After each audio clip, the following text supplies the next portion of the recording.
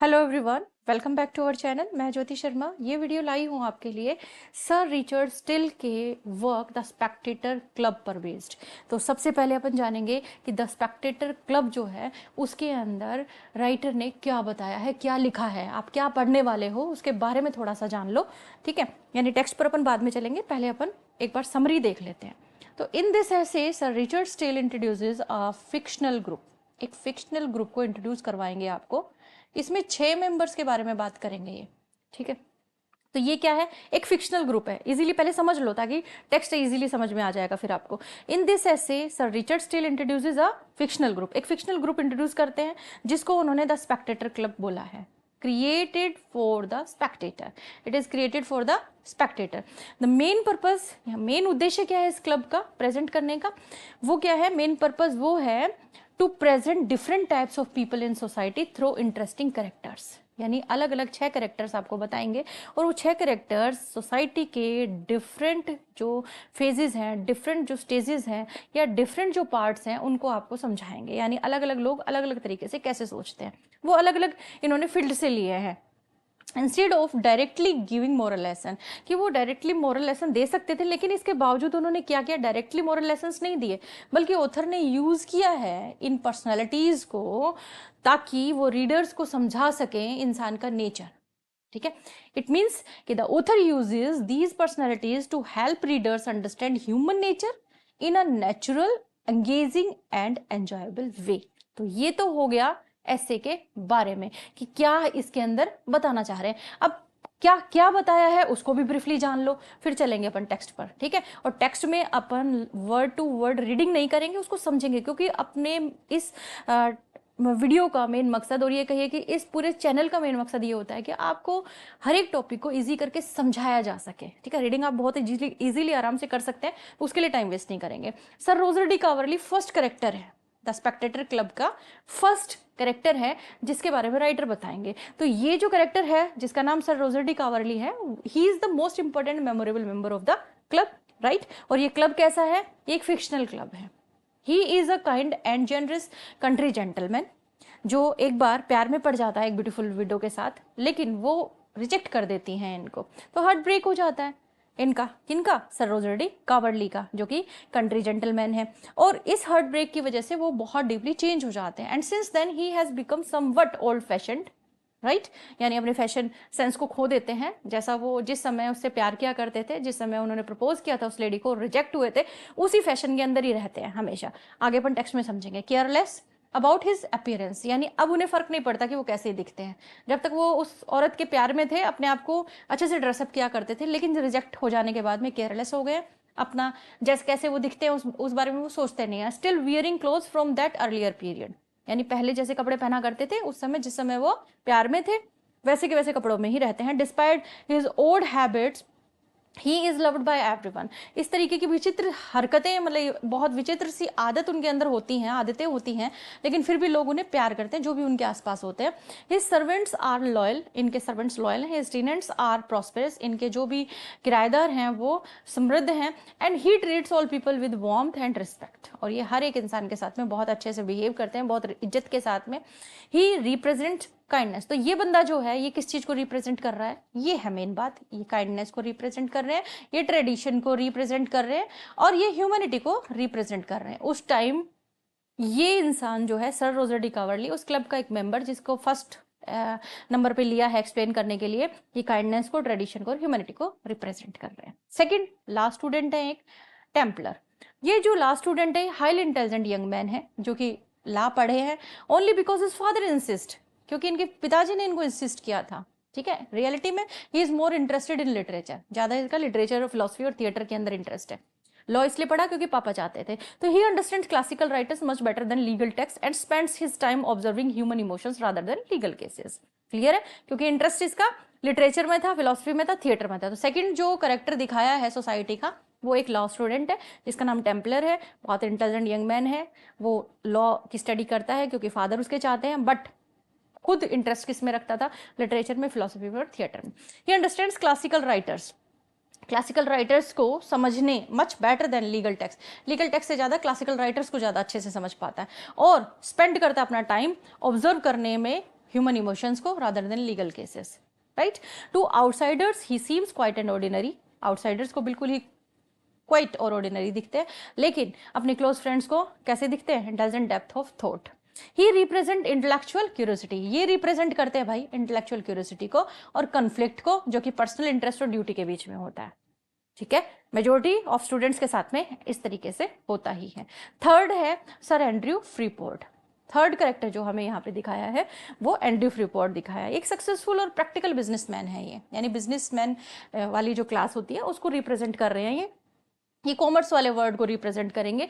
वो बिलीव करते हैं कि trade and industry are far more beneficial to a nation than war, right. यानी एक राष्ट्र के लिए ट्रेड और इंडस्ट्री जो है वो ज्यादा बेनिफिशियल है वॉर से भी। तो his thinking is logical and grounded in experience and he values hard work. ये हार्ड वर्क को वैल्यू करते हैं, डिसिप्लिन को वैल्यू करते हैं और फाइनेंशियल विजडम को। एक बिजनेसमैन के लिए ये चीजें बहुत जरूरी होती हैं। तो as a self made merchant with ships trading across the world he demonstrates how industry leads to lasting success. तो ये किसे रिप्रेजेंट कर रहे हैं, ये रिप्रेजेंट कर रहे हैं वैल्यूज को, hard work, discipline and financial wisdom, right. तो क्लास कौन सी है, वर्ल्ड ऑफ कॉमर्स। फोर्थ बंदा जो है वो कैप्टन सेंट्री है। अब ये एक ब्रेव एक्सपीरियंस सोल्जर है, known for his courage in battle, अपने युद्ध के अंदर अपने करेज के लिए जाने जाते हैं। However, he is extremely modest and does not promote himself. He believes that in the military, advancement often depend on confidence and self-praise rather than the true merit. क्योंकि वो बहुत अच्छे तरीके से जानते हैं कि मिलिट्री के अंदर विश्वास करते हैं इस चीज का कि in the military, advancement often depends on what? On confidence and on self-praise rather than true merit. Because he is too honest. क्योंकि वो बहुत ज़्यादा हॉनेस्ट है, हम्बल है, to engage in such behaviour, he leaves military life without bitterness. He represent honour, represent humanity, humility and quiet strength. ये इस चीज को रिप्रेजेंट कर रहे हैं। फिफ्थ में आते हैं विल हनीकॉम। विल हनीकॉम जो है वो एक ऑल्डर मैन है, वो still behaves like a young, वो आज भी जवान की तरह बिहेव कर रहे हैं, फैशनेबल है, जेंटलमैन, मेरा फैशनेबल जेंटलमैन है। तो ये हमारे कितने कैरेक्टर हो गए, 4 यहां तक हो गए, ये हमारे फिफ्थ है। He has spent his life in social circle, right, specially among women. इनकी ज्यादातर जिंदगी औरतों के बीच में बीती है, औरतों के बारे में सोचने में, औरतों को ऑब्जर्व करने में। He knows everything about fashion, सब कुछ जानते हैं वो फैशन के बारे में, क्योंकि औरतों को बहुत बारीकी से ऑब्जर्व किया है इन्होंने। रोमांस के बारे में सब कुछ जानते हैं, सोशल ट्रेंड्स के बारे में सब कुछ जानते हैं। His conversation is lively and entertaining, often filled with amusing stories and observations. He brings lightness and humor to the group and represent urban culture, charm and social elegance. तो ये represent किसको कर रहे हैं, अर्बन कल्चर को, charm को and social elegance को। I hope आपको इजीली समझ में आ रहा है कि हम ऐसे में क्या पढ़ने वाले हैं। अब last but not least the clergyman, यानी 6 कैरेक्टर आपके सामने आएंगे इस ऐसे के अंदर। तो छठे जो हैं वो क्लैरिजी मैन है। He is a wise and spiritual man, नाम से पता चल रहा है वो क्लैरिजी मैन है, तो स्पिरिचुअल तो है ही, तो वाइज है, स्पिरिचुअल है, विद डीप मॉरल अंडरस्टैंडिंग, साथ में डीप मॉरल अंडरस्टैंडिंग है उनमें, although his health is weak and he does not visit the club often, his presence has a strong impact. ये हेल्थ उनकी बहुत कमजोर है, क्लब वो यूजुअली नहीं आ पाते हैं, बट उनकी प्रेजेंस जो है उसका स्ट्रॉन्ग इम्पैक्ट अभी भी क्लब पर है। When he speaks the conversation become serious and thoughtful, focusing on higher values and religious idea. उनका करेक्टर जिस तरीके से बोलता है सेम उसी तरीके का वो बिहेव करते हैं, यानी उनकी कन्वर्सेशन जो है वो बहुत सीरियस, बहुत थॉटफुल और फोकसिंग ऑन हायर वैल्यूज होती है, रिलीजियस आइडियाज वगैरह जो है रिप्रेजेंट करते हैं, और वो इस ऐसे में रिप्रेजेंट कर रहे हैं, यानी वो एक करेक्टर के रूप में जो सोसाइटी है उसमें रिप्रेजेंट कर रहे हैं मोरालिटी को, स्पिरिचुअलिटी को और फिलोसॉफिकल इंसाइट को। तो although these 6 men are very different from one another, they form a balanced and harmonious group. Each character represent a different aspect of society. आपने देखा होगा अलग अलग पहलू जो है ना समाज के हमारे सामने लेकर आता है अलग अलग आदमी, और सारे मिलकर एक कंप्लीट पिक्चर हमारे सामने प्रेजेंट कर देते हैं ह्यूमन लाइफ की। तो आई थिंक आपको यहां तक अच्छे से समझ में आया होगा। तो आगे बढ़ते हैं और डिटेल से कर लेते हैं अब इसको, ठीक है। देखिए पब्लिकेशन समझ लो। सबसे पहले तो Spectator club was published in the Spectator issue number 2 volume 1 on Friday March 2 1711 and was written by Sir Richard Steele, you know very well। First slide जो थी उस पर आपको विजिबल हो ही रहा था, किसने लिखा है, sir Richard Steele the Spectator was a daily periodical, the Spectator जो है it was a daily periodical published every day except Sunday. तो ये चीज बहुत ही बेसिक है बट याद होनी चाहिए। And it was founded jointly by Joseph Addison and Steele, you know very well. आपने पढ़ा है लिटरेचर तो आपको जरूर ध्यान होगा कि इन दोनों के कोलैबोरेशन के साथ में। तो Addison began the project with the first issue in which he explain the aim of the paper, while still followed in the second issue by introducing what is now known as the spectator club, right? तो हम अब जानेंगे इस ऐसे के text को, यानी इसे पढ़ेंगे। तो फर्स्ट जो सोसाइटी के अंदर हमारे सामने जो जेंटलमैन आए हैं उनकी बात कर रहे हैं। तो ये मेंबर है वॉस्टरशायर के, यानी वॉस्टरशायर के एक जेंटलमैन है ये ऑफ एन एंशियंट डेस्केंट, यानी बहुत ही एंशियंट वंश जो है इनका रहा है। A baronet, his name sir Roger de Coverley, ये एक बैरोनेट है, यानी सामंत जो होते हैं छोटे, वो बैरोनेट का मतलब क्या, एक little a little honour means lower nobleman. ये जो जिनकी ये बात कर रहे हैं, जो कि जिनका नाम है सर रोजर डी कावर्ली, ये प्राचीन वंश के हैं, एक बैरोनेट है और ये कहाँ के हैं, ये वॉस्टरशायर के रहने वाले हैं, ठीक है। His great grandfather was, sorry upon reading करने लग गए, रीडिंग करने से क्या टाइम ज़्यादा वेस्ट होता है, तो मैं आपको समझाती हूँ बस खाली, ठीक है, समझ समझ के चलते हैं। इनके जो फोरफादर रहे हैं ना, वो बहुत ही फेमस कंट्री डांस के इन्वेंटर रहे हैं। उस डांस को उन्हीं के नाम से पुकारा जाता है। जो भी लोग उस जगह को जानते हैं वो सर रोजर की क्वालिटीज़ को, उनकी एबिलिटीज़ को बहुत अच्छे तरीके से जानते हैं। वो एक ऐसे जेंटलमैन हैं जिनका बिहेवियर बहुत ही अलग है, बहुत अनोखा है, लेकिन उनकी ये अलग तरह की नेचर होने के बाद में भी उनकी जो अच्छी समझ है ना, वो उसको लोग ज़्यादा पहचानते हैं।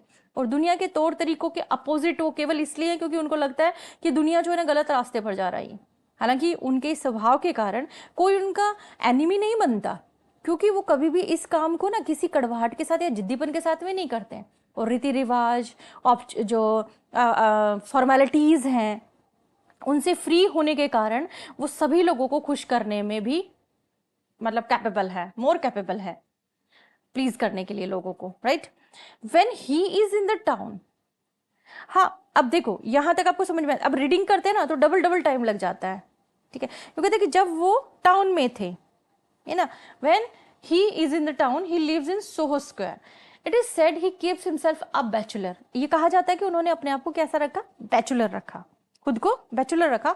क्योंकि क्यों रखा, क्योंकि उनके साइड वाले घर में या बगल वाले घर में आप कह सकते हैं, बगल वाले इलाके में, यहाँ मेंशन नहीं है अच्छे तरीके से, बस एक ऐसे के तौर पे कहा गया कि नेक्स्ट कंट्री टू हिम। तो ये नेक्स्ट कंट्री जो है ना, ये साथ वाला गांव हो सकता है, साथ वाली जगह हो सकती है, मतलब उसी तरह से, यानी आप यही कहिए कि उनके साथ वाले किसी कंट्री के अंदर, कंट्री साइड के अंदर कोई एक बहुत ही ब्यूटीफुल सी विडो रहती थी जिसने इनको प्यार में धोखा दे दिया। यानी ये सर रोजर डी कावर्ली उनसे प्यार करते थे और उसे रिजेक्ट कर दिया।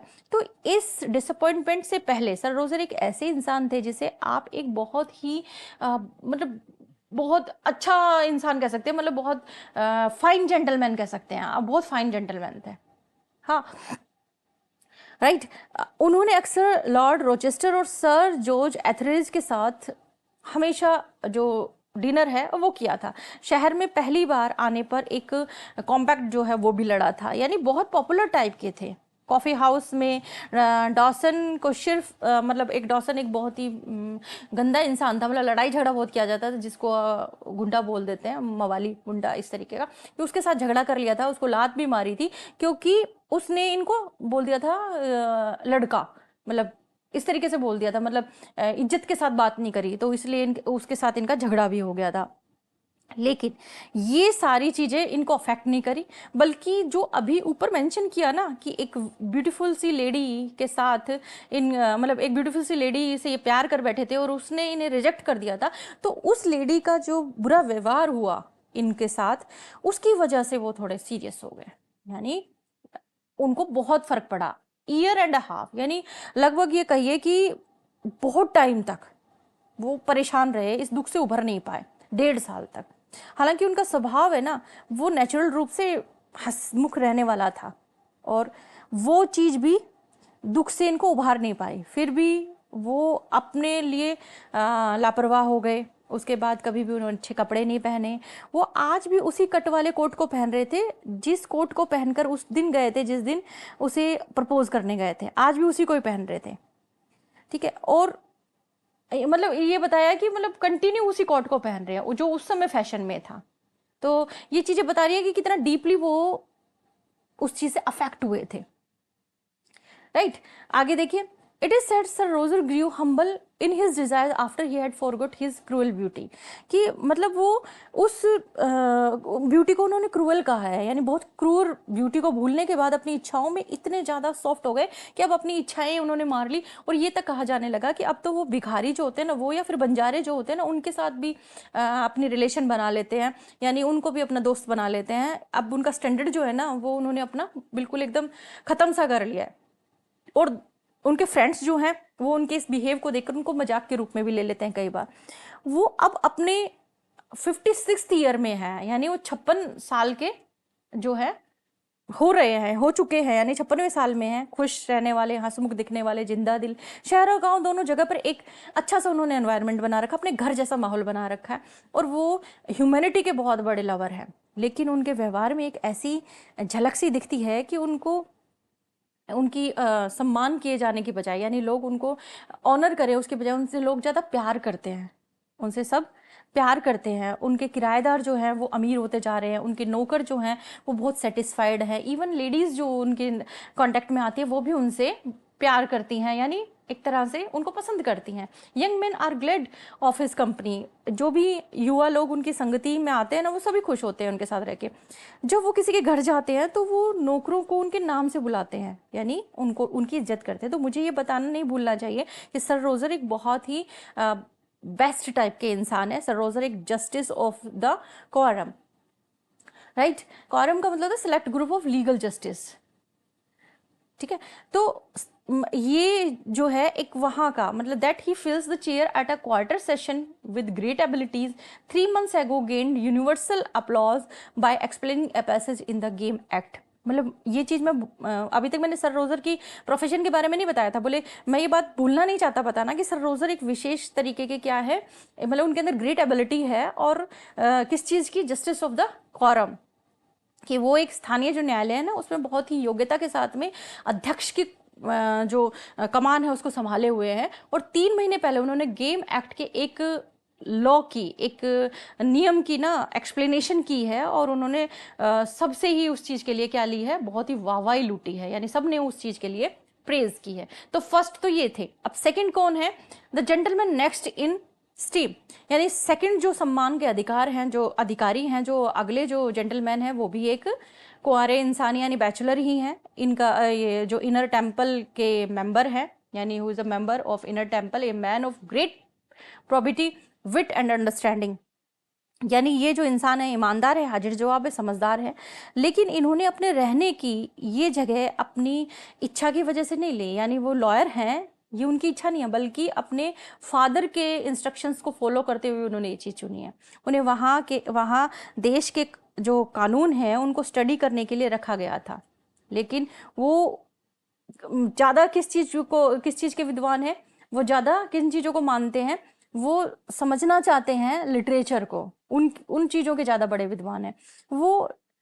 लिटिलटन या कोक की तुलना में अरस्तु और लॉगिन्स के बहुत अच्छे तरीके से बेहतर वो समझते हैं। यानी लो जो है ना, लो को समझने में की बजाय वो साहित्य को यानी लिटरेचर को ज़्यादा अच्छे तरीके से समझ पाते हैं। लेकिन क्योंकि उनके फादर चाहते थे, है ना, तो इसलिए उन्होंने समझौता कर लिया, उन्होंने इन चीज़ों को मान लिया कि कानून को उन्होंने पढ़ा। सीधा सीधा मतलब ये कहिए कि अगर दिल से अगर वो चाहे ना तो इंसान की इमोशंस को स्टडी करना चाहते हैं, लेकिन कानून के वाद विवाद को ज़्यादा समझने लगे हैं क्योंकि उनके फादर चाहते हैं। वो डेमोस्थनीज और टुली के हर भाषण को समझते हैं।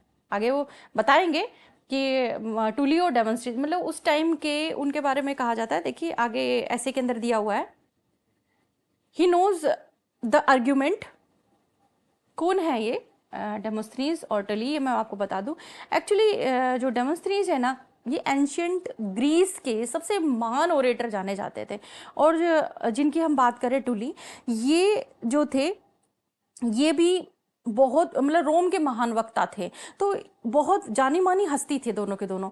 यूँ कहते हैं कि ये जो लॉयर हैं, ये जो वकील हैं, ये उन लोग उनको भी अब समझने लगे हैं बहुत अच्छी तरीके से, यानी उनके जो तर्क हैं, उनके जो भाषण हैं, उनको भी जानते हैं। लेकिन हमारी जो अपने जो अदालत है ना, उनकी रिपोर्ट्स को इन्होंने कभी भी याद नहीं किया। ये ओरेटर्स थे, बहुत महान वक्ता थे, इनको बहुत अच्छे से जानने लगे हैं, क्योंकि ये खुद भी ह्यूमन स्टडी, जो ह्यूमन बिहेवियर जो है, ह्यूमन फीलिंग्स जो है, उनको ज़्यादा स्टडी करते हैं, क्योंकि लिटरेचर को पढ़ना चाहते थे, लिटरेचर को समझना चाहते थे, तो इनको बहुत अच्छे से समझते हैं और इनको बहुत अच्छे से समझते हैं।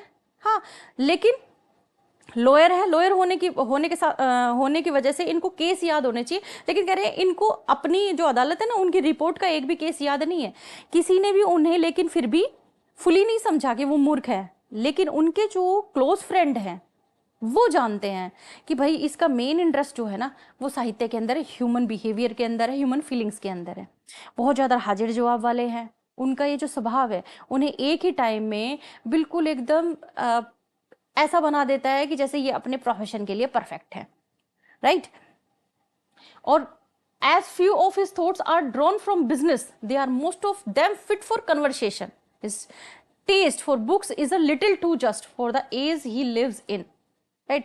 यानी जो प्रेजेंट दुनिया के अंदर होने वाली घटनाएं हैं ना, वो चीजें जो हैं उनको भी ये स्टडी करते हैं, और एक बहुत ही बेहतरीन क्रिटिक भी हैं, बहुत ही बेहतरीन क्रिटिक भी हैं। His familiarity with the customs, manners, actions, writings of the ancient makes him a very delicate observer of what occurs to him in the present world.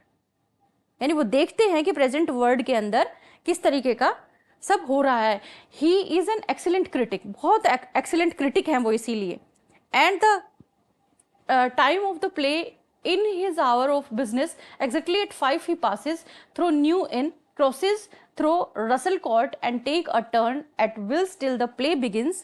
It means नाटक का समय ही, मतलब जैसे प्ले वगैरह के अंदर ध्यान देते हैं कि नाटक का समय ही उनके काम का टाइम होता है ना। ठीक 5 बजे वो न्यू इन से निकलते हैं, रसेल कोर्ट को पार करते हैं और नाटक शुरू होने तक विल्स में समय बिताते हैं, क्योंकि उनका इंटरेस्ट है वहाँ पे। जब आप रोज सराय में जाते हैं, रोज इन में जाते हैं, तो बार्बर की दुकान पर वो अपने जूते पॉलिश करवाते रहते हैं। यानी जब आप जाते हैं ना इनके अंदर, तो वो क्या कर रहे होते हैं उस समय, अपने जूते पॉलिश करवा रहे होते हैं, या फिर अपनी विग जो है उस पर पाउडर लगवा रहे होते हैं। यानी वो विग पहनते हैं, इट मीन्स विग पहनते हैं, विग पर वो पाउडर लगवा रहे होते हैं। तो जब वो नाटक देखने आते हैं, तो जितने भी देखने वाले हैं ना, उनके लिए बहुत अच्छा होता है, क्योंकि एक जो एक्टर होता है उन्हें खुश करने की पूरी सभी के सभी ये सोचते हैं कि भाई वो खुश होना चाहिए। तो for the actor have an ambition to please him, right. तो वो जो लॉयर है वो रिप्रेजेंट कर रहे हैं इस चीज को, कि जो वो चाहते हैं उसकी तो वो उसके अंदर तो वो सक्षम है ही, उस चीज के अंदर तो उनका इंटरेस्ट है ही, लेकिन उनके फादर जो चाहते थे उसके अंदर भी उन्होंने अपनी रुचि बना लिया। किसी को मतलब बाहर वाला कोई इस चीज को नोटिस नहीं कर सकता, ठीक है। थर्ड जो पर्सन है उनके बारे में बताते, तो ये है सर एंड्रयू फ्रीपोर्ट। ये लंदन से मतलब सिटी के बहुत ही फेमस मर्चेंट है, एक ऐसे व्यक्ति जो बहुत लेबोरियस है, मजबूत तर्क यानी रीज़न वाले हैं और बहुत ही एक्सपीरियंस्ड है, और बिजनेस के बारे में उनके विचार बहुत ही नेक हैं। जैसे कि हर अमीर आदमी के पास में मजाक करने का कोई ना कोई चालाक तरीका होता है, जैसे अगर वो कहते हैं ना कि अमीर नहीं होता तो कोई भी उसको कोई इंपॉर्टेंस नहीं देता, तो इस तरीके का वो इंसान है, यानी वो रईस इंसान है और उसकी बात को हर कोई सुनता है। वो समुद्र होते हैं ना, सी जो है, ओशन जो है, उसको ब्रिटिश कॉमन यानी सार्वजनिक संपत्ति बोलता है, क्योंकि वो एक मर्चेंट है, ठीक है। जैसे मतलब एक रिच आदमी के लिए जो बात कही जाती है वो इनके लिए बोली जा सकती है। तो सी को वो क्या बोलते हैं, ब्रिटिश कॉमन। तो he is acquainted with commerce in all its part and will tell you that it is a stupid and barbarous way to extend domain by arms। वो कहते हैं कि अगर साम्राज्य बढ़ाना है ना, तो हथियारों के बल पर नहीं बढ़ाना चाहिए, बल्कि व्यापार के बल पर बढ़ाना चाहिए, क्योंकि सच्ची शक्ति जो है वो मेहनत से प्राप्त की जा सकती है। तो अक्सर वो क्या तर्क देते हैं, क्या रीजन देते हैं कि अगर हमारे व्यापार के एक हिस्से को अच्छी तरीके से डेवलप कर लिया जाए ना, तो नेशन बहुत लाभ कमाएगा, बहुत प्रॉफिट कमाएगा, और अगर दूसरे हिस्से को, तो दूसरा मतलब कहीं भी आप किसी भी देश के साथ में अगर व्यापार करते हैं तो आप अपनी क्या करते हैं, तरक्की करते हैं। ही evidence in several frugal maxims उन्होंने बहुत सारे मतलब कहावतें जो है ना फेमस करी हैं, जिनमें से एक बहुत ही पॉपुलर भी रही है कि एक पैसा बचाना एक पैसा कमाने के बराबर है। यानी आपने अगर एक पैसा बचा लिया, समझ लो आपने एक पैसा कमा लिया। तो अच्छी समझ वाला एक सिंपल सा एक मर्चेंट, एक बहुत ही ऑर्डिनरी से जर्नल से स्कॉलर जो है, जर्नल से स्कॉलर की तुलना में ज़्यादा अच्छा साथी बन सकता है, सुखद साथी बन सकता है। हाँ, तो ये इसका जो इसी की कंपनी सबको अच्छी लगती है, क्योंकि सर एंड्रयू में एक स्वाभाविक बनावट से बिल्कुल एकदम अलग एक हाजिर जवाबी है, इसलिए उनकी बातचीत के अंदर बहुत क्लियरेंस है और बहुत उनसे बात करना जो है ना वो आनंद देता है, प्लेजर देता है, जैसा आनंद किसी भी और आदमी की हाजिर जवाबी से मिलता है वैसे ही। और इन्होंने अपनी प्रॉपर्टी खुद बनाई है, जो भी कमाया है खुद कमाया है। तो उनका कहना है कि इंग्लैंड भी ठीक उन्हीं सिंपल से तरीकों से अपने साम्राज्य को ना बहुत बड़ा बना सकता है, अपने किंगडम को बहुत फैला सकता है। जिस तरीके से मैं अमीर बनाऊं वैसे ही इंग्लैंड भी अपने आप को बहुत ज़्यादा फैला सकता है। ठीक है, आगे देखिए नेक्स्ट जो है वो सर एंड्रयू हैं। सर एंड्रयू यानी क्लब के उस कमरे के अंदर सर एंड्रयू जो है उनके बगल में कैप्टन सेंट्री बैठते हैं। Sorry, next to sir Andrew, sorry by mistake, कि next to sir Andrew in the club room. Club room में सर एंड्रयू के नेक्स्ट जो हैं वो कैप्टन सेंट्री बैठे हैं। तो ये जो कैप्टन सेंट्री है उनकी बात होगी अब। ए जेंटलमैन ऑफ ग्रेट करेज, ये जो जेंटलमैन है ये बहुत ही ग्रेट करेज वाले हैं, गुड अंडरस्टैंडिंग वाले हैं, बट इनविंसिबल मोडेसिटी, इनके अंदर मतलब विनम्रता है, राइट, यानी साहस है, अच्छी समझ है और बहुत मतलब जिसको जीता ही ना जा सके ना ऐसी विनम्रता है, बहुत अच्छे सज्जन है। ये उन लोगों में से हैं जो बहुत कुछ पाने के हकदार हैं, लेकिन अपनी टैलेंट को उन लोगों की नज़रों में लाने के लिए बहुत अनकंफर्टेबल सा फील करते हैं, जिन्हें उन पे ध्यान देना चाहिए उनके सामने जा ही नहीं पाते हैं। कुछ सालों तक कैप्टन रहे हैं, बहुत सारे युद्ध लड़े हैं, घेराबंदी, बहुत बड़ी बड़ी जो है ना बहादुरी के काम किए हैं इन्होंने, लेकिन उनकी अपनी एक छोटी सी जागीर है, बहुत छोटी सी, right. He was some years a captain, behave himself as great gallantry, बहुत सारी चीज करे हैं, हाँ, लेकिन अपना खुद का एक स्मॉल स्टेट है। And being next heir to sir Roger, छोटी सी जागीर है, और वो सर रोजर के अगले उत्तराधिकारी भी हैं। तो यानी सर रोजर से रिलेट हो गए, इसलिए उन्होंने जीवन का वो रास्ता छोड़ दिया जिसमें कोई भी आदमी अपनी योग्यता के अकॉर्डिंग तब तक ऊपर नहीं उठ सकता जब तक कि वो एक सैनिक होने के साथ साथ एक चापलूस भी ना हो। मतलब उस टाइम में क्या होता था कि लोग जो है ना जो पॉलिटिशियंस की चापलूसी करते थे, बड़े लोगों को अपनी बातों में लगा के मतलब बढ़ा चढ़ा के बातें करने वाले होते थे, तो वो तरक्की करते थे, लेकिन वो इस चीज़ में विश्वास नहीं करते थे। उन्होंने अक्सर इस बात पर मतलब हमेशा दुख दिखाया है कि एक ऐसे पेशे में जहाँ एबिलिटी को इतनी मतलब क्लैरिटी से देखा जाता हो, वहाँ पे विनम्रता है ना वो मतलब काम नहीं आती। कहते कि अगर कोई आदमी विनम्र है, ठीक है, तो वो कुछ भी कर सकता है। जब उन्होंने इस टॉपिक पर बात की तो मैंने उन्हें मतलब कभी कोई कड़वी बात कहते हुए नहीं सुना था। मतलब जब भी वो कहते थे ना इस चीज़ के ऊपर तो शौक मतलब दिखाते थे कि लोग जो कॉन्स्पिरेंसी करते हैं, लोग जो बटरिंग करते हैं, वो लोग तरक्की कर जाते हैं, लेकिन मोडेस्टी जो है ना वो बहुत बेटर रोल प्ले करती है। तो ये सब कहते हुए भी मैंने कभी भी उनके एक्सप्रेशन जो है ना कड़वे नहीं देखे थे।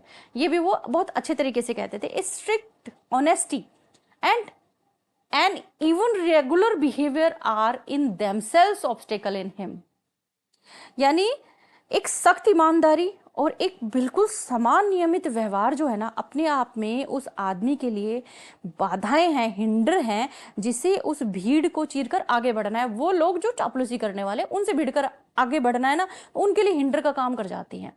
जो उसी एम पर पहुंचना चाहते हैं, यानी कमांडर की जो ब्लेस होती है ना उसको पाने का जो एफर्ट कर रहे होते हैं वहां तक पहुंचना होता है, उसके लिए उनको भीड़ को तोड़कर आगे आना ही पड़ेगा। जितनी भीड़ को तोड़कर आगे आएंगे उतना ज़्यादा तरक्की कर पाएंगे। यानी कंक्लूजन क्या निकालते हैं कि जो इंसान अपनी एक पहचान बनाना चाहता है, यानी स्पेशली किसमें, मिलिट्री जो फील्ड है ना उसके अंदर, तो उसको सारी झूठी शर्म को छोड़ना पड़ेगा।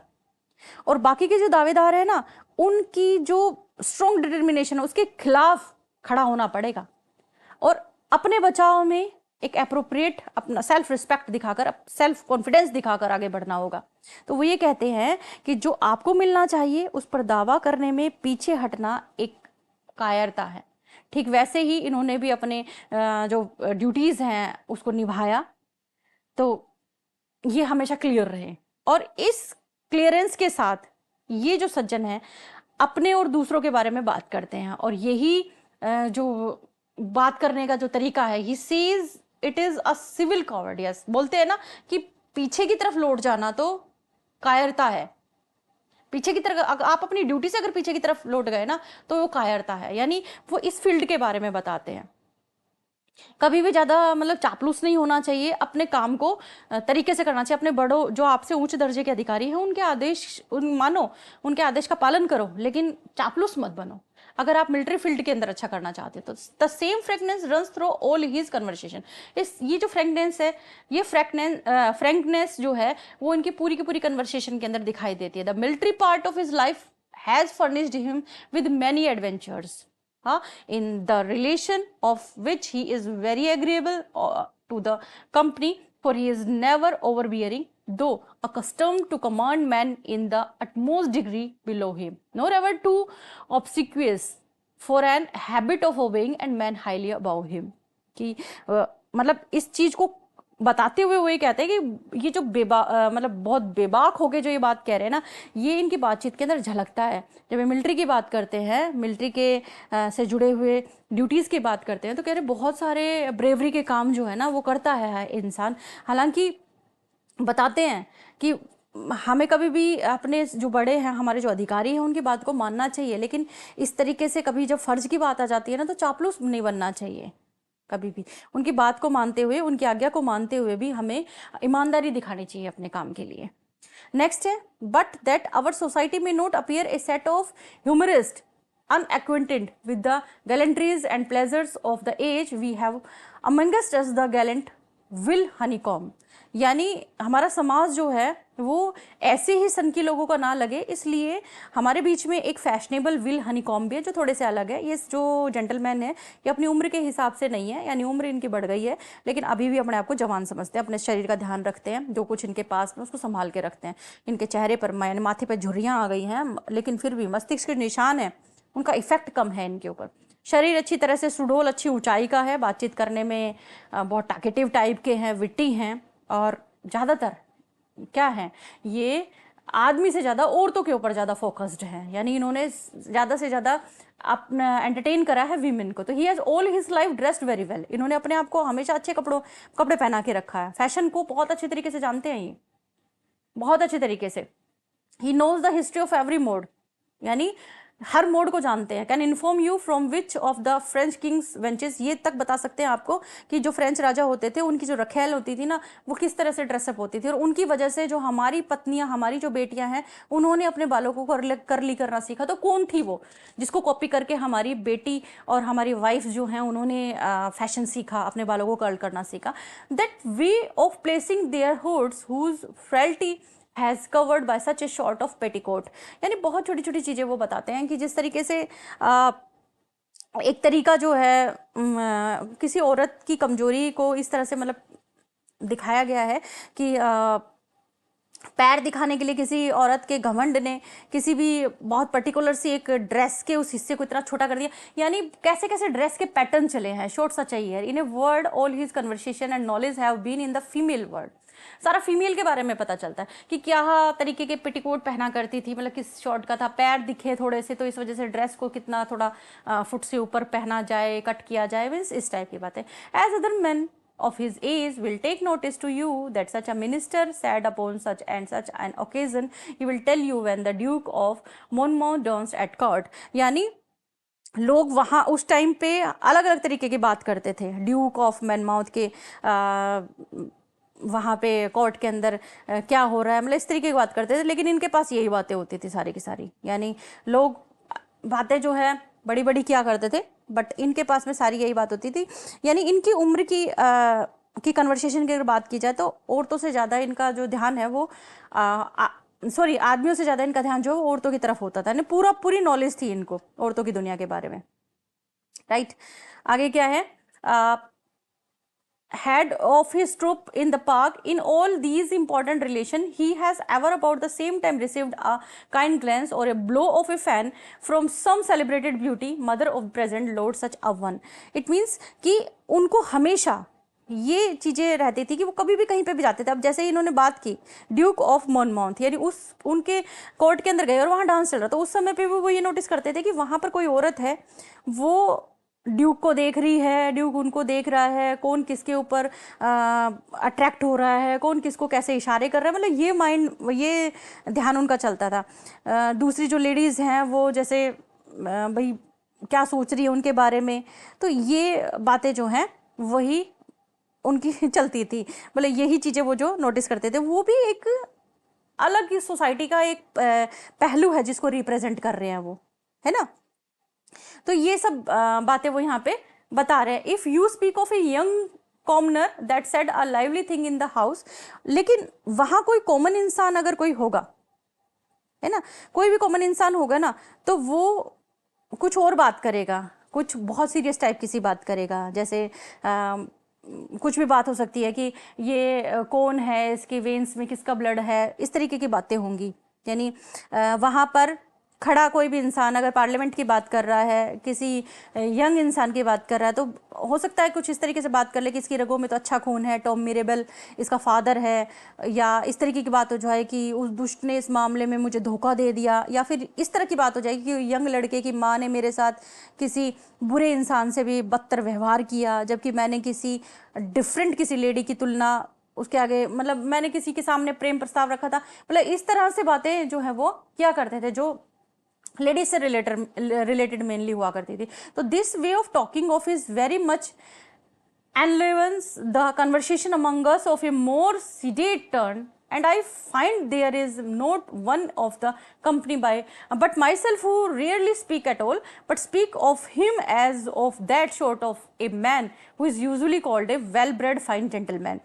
यानी जो हम जैसे ज़्यादा गंभीर स्वभाव वाले लोग हैं ना, उनके बीच की जो बातचीत है ना, उनको बहुत ही ज़्यादा लाइवली कर देती है इनकी बातें. बेशक इनकी बातों का मतलब कुछ समझ में नहीं आता, बेशक इनकी बातों का सोसाइटी की जो स्टैंडर्ड वाली बातें हैं उनसे कोई लेना देना नहीं होता, लेकिन कह रहे हमारी जो मंडली है ना, मैं देखता हूँ कि हमारी जो पूरी मंडली है ना, उसमें मेरे अलावा जो कभी बोलता है, यानी my self who rarely speak, मैं जो कभी बोलता हूँ शायद, तो ऐसा कोई नहीं है जो उनके बारे में ये ना कहता हो कि वो एक ऐसे इंसान है जिसे आमतौर पर बहुत अच्छे संस्कार वाला बेहतरीन इंसान कहा जा सकता है, वेल ब्रिड फाइन जेंटलमैन कहा जा सकता है. ऐसी ऐसी वो बातें करते हैं, जैसे मैंने आपको बताया कि ऐसी ऐसी बातें करते थे कि उसकी रगों में अच्छा खून है, टॉम मिरेबल उसका पिता है, या फिर ऐसा कि उस दुष्ट ने मेरे को धोखा दे दिया, या वो एक लड़के की माँ है फिर भी उसने मेरे साथ में एकदम बहुत गंदा कुत्ते जैसा व्यवहार किया है. यानी इस टाइप की सी बातें वो क्या करते थे. लेकिन कह रहे हमारा ग्रुप जानता है बहुत अच्छे से, मैं जो बहुत कम बोला करता था, लेकिन ऐसा कोई नहीं है जो उनके बारे में ये ना कहता हो कि वो एक ऐसे इंसान है जिनको आमतौर पर अच्छे संस्कार वाला और बेहतरीन जेंटलमैन कहा जा सकता है. उनके करेक्टर का कंक्लूजन ये है कि जहाँ औरतों की बात शामिल नहीं होती ना, वहाँ ये ईमानदार और बहुत ऑनेस्ट इंसान है. यानी औरतों की बात होगी तो शायद हो सकता है कुछ गलत बोल दें, लेकिन अगर औरतों की बात नहीं है ना, तो फिर ये बहुत ही ऑनेस्ट और बहुत ही वर्दी मैन है. उनके बारे में बताया तो I cannot tell whether I am to account him whom I am next to speak of as one of our company, for he visits us but seldom, but when he does it adds to everyone else a new enjoyment of himself. कि वो वैसे नहीं आते थे हमारे group के अंदर, लेकिन उनका जिक्र हमेशा हुआ करता, उनकी प्रेजेंस जो है वो हमेशा फील करते थे हम. वैसे वो कभी कभार ही आते थे. वो एक क्लर्जी मैन है, यानी सिक्स्थ जो करेक्टर है ना, वो एक क्लर्जी मैन है, बहुत ही फिलोसफिक मैन है, general learning, great sanctity of life and most exact good breeding इंसान है. He has the misfortune to be of a very weak constitution and consequently cannot accept of such cares and business as preferment in his function would oblige him to. He is therefore among divine, but a chamber counselor is among lawyers.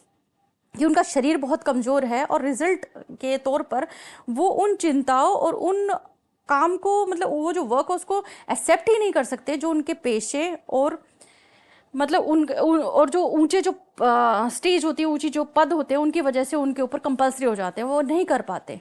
इसलिए वो उसी तरह से जैसे वकीलों के बीच में एक चैम्बर काउंसलर होता है ना, निजी सलाह देने वाला, उसी तरीके से रहते हैं।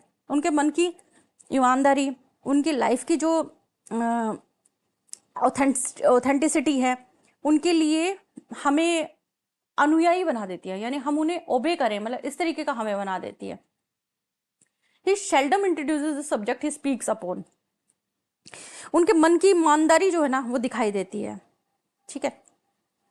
वो जिस टॉपिक पर बात करते हैं उसे शायद ही कभी खुद शुरू करते हैं, लेकिन हमारी उम्र इतनी हो चुकी है कि जब वो हमारे बीच में होते हैं तो वो देखते हैं कि हम में किसी मतलब गॉड टाइप पावर जो होती है ना वो है, जैसे divine, some divine topic which he always states with much authority.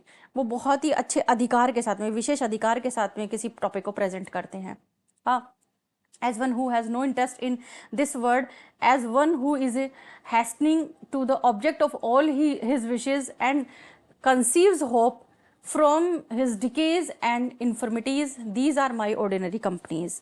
यानी वो जिस मतलब क्या चीज़ बताते हैं, वो मतलब हम सब की बात कर रहे हैं, वो ग्रुप की बात कर रहे हैं कि हमारी उम्र इतनी हो चुकी है कि जब वो हमारे बीच में होते हैं तो वो देखते हैं कि हम में डिवाइन जो टॉपिक है ना उस पर उन्हें बोलते हुए सुनने की बहुत ज़्यादा इच्छा रहती है, और उसको वो हमेशा बहुत ही अधिकार के साथ ऐसे इंसान के रूप में प्रेजेंट करते हैं जिसकी इस दुनिया में से कोई दिलचस्पी नहीं है, जो अपनी इच्छाओं को छोड़ चुका है। यानी ये जो क्लर्जी मैन है ना, ये अपनी इच्छाओं को छोड़ चुके हैं, इनको कुछ भी नहीं चाहिए दुनिया से, लेकिन फिर भी हम उन्हें सुनना चाहते हैं तो वो हमारे लिए बोलते हैं।